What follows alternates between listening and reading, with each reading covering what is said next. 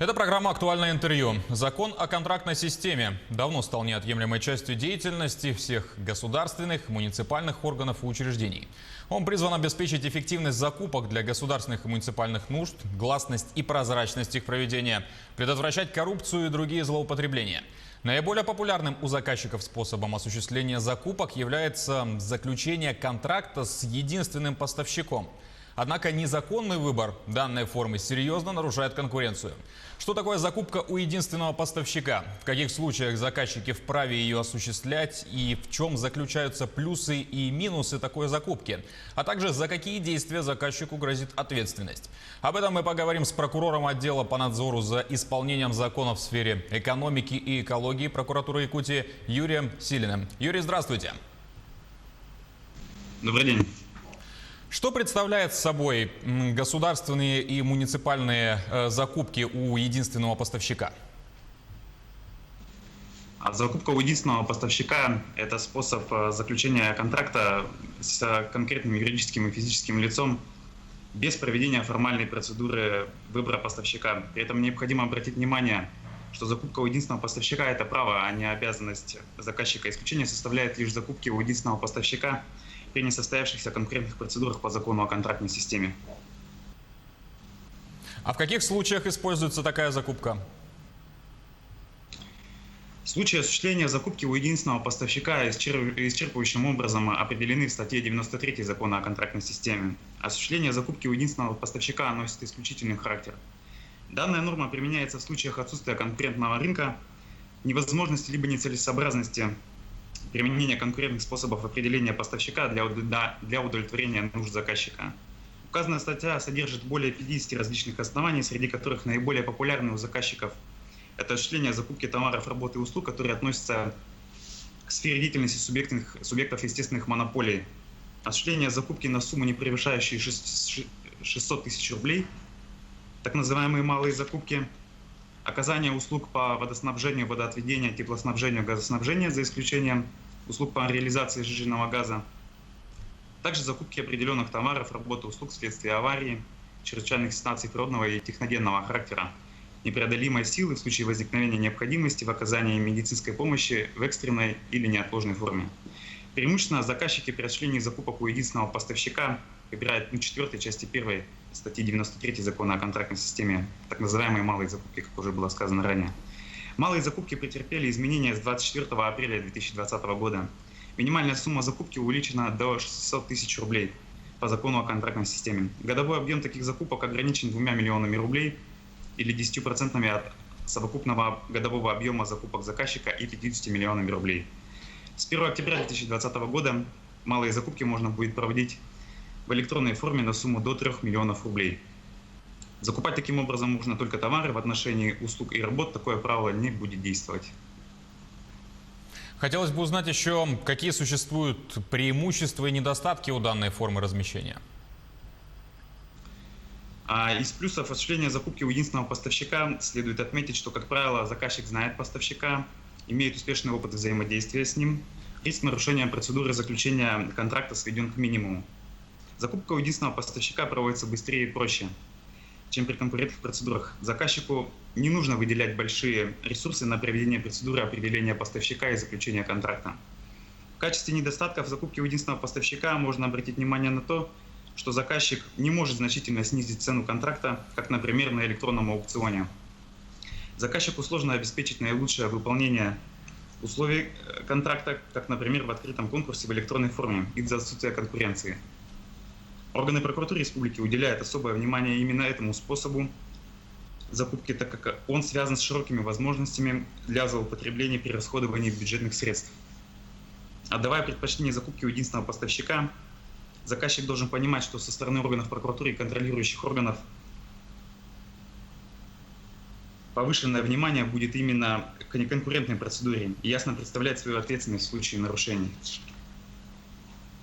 Какие нарушения чаще всего допускаются при такой закупке? В чем их причины и возможно ли их предотвратить?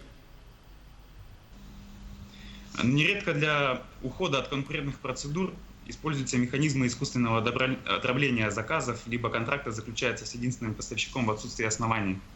Дробление закупок – это преднамеренная разбивка стоимости отдельного заказа на несколько мелких договоров при условии, что заказчику заранее известна потребность в такой продукции или работах на плановый период, и не существует препятствий технологического или экономического характера, которые мешают провести одну процедуру для приобретения всех товаров, работ и услуг. За дробление закупок можно получить штраф по статье 7.29 Кодекса Российской Федерации об административных правонарушениях.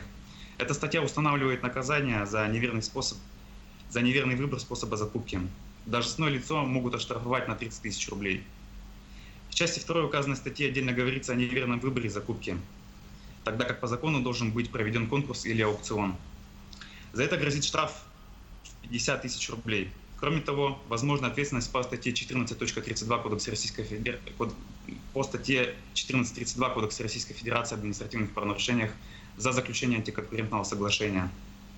Должностное лицо ждет штраф до 50 тысяч рублей или дисквалификация до 3 лет.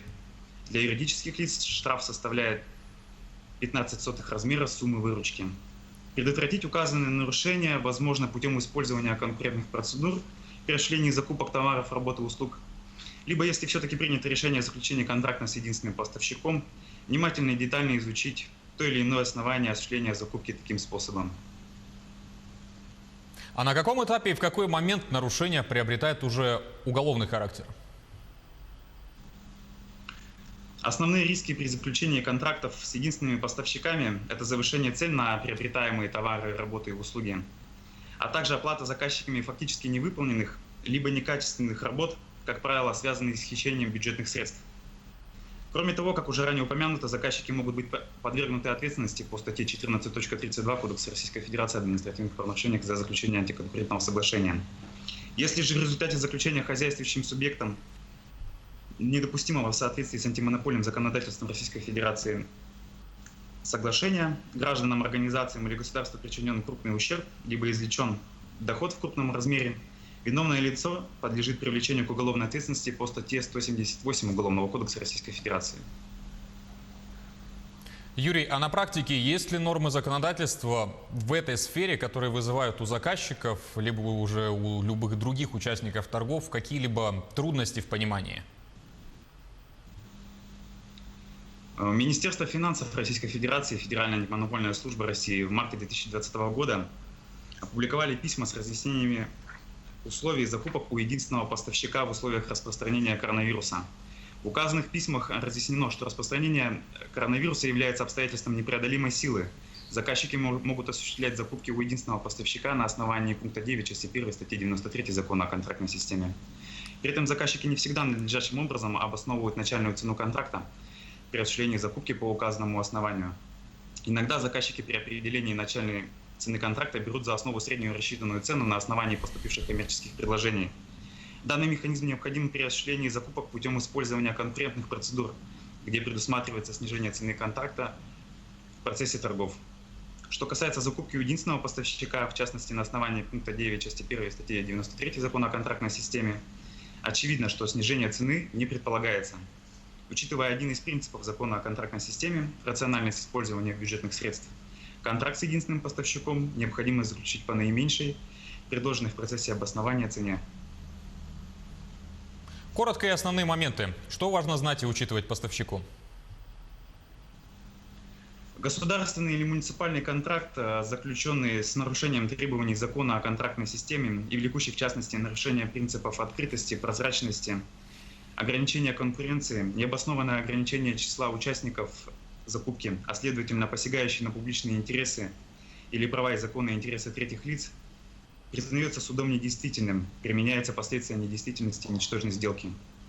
При недействительности сделки каждая из сторон обязана возвратить другой все полученное по сделке, а в случае невозможности возвратить полученное в натуре, в том числе, когда полученное выражается в пользовании имуществом, выполненной работе или предоставленной услуге, возместить его стоимость в деньгах. Такие последствия, в свою очередь, негативно сказываются на осуществлении поставщиком нормальной хозяйственной деятельности.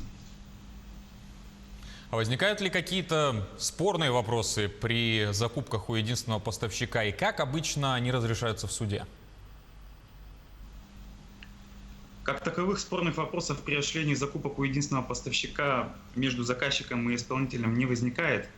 Между тем, органы прокуратуры республики принимают меры реагирования в отношении заказчиков путем привлечения виновных лиц к административной ответственности.